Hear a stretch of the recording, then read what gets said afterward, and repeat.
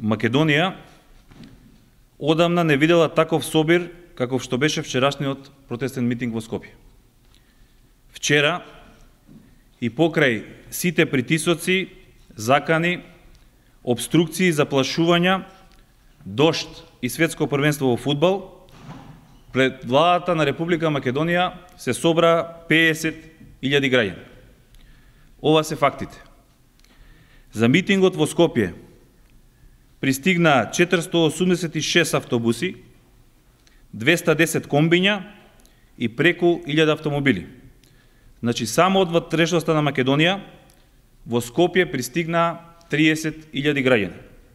Вториот и многу значаен факт дека на вчерашниот митинг присуствува 20.000 граѓани на Скопје. Ова значи дека само од Скопје присуствуваа 2 пати повеќе луѓе од целиот митинг на Груевски и ВМРО-ДПМНЕ. Со други зборови, заврши приказната дека Скопје е ВМРО-вски град. Скопје вчера и јавно, без страф, покажа дека застанува отворено против политиката на Груевски и ВМРО-ДПМНЕ.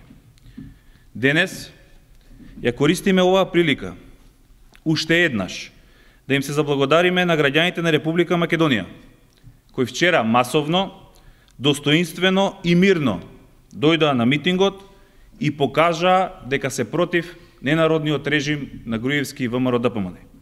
Воедно, уште еднаш им се извинуваме на граѓаните на Скопје, што вчера беа блокирани дел од улиците во центарот на градот заради движењето на учесниците и организацијата на митингот.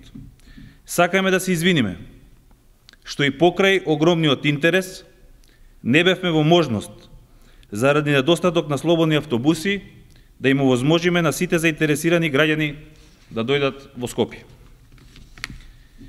Истовремено, сакаме да искажеме нашата огромна благодарност на сите оние кои во подготовката и реализацијата на митингот учествуваа на волонтерска основа, водени од нивните убедувања.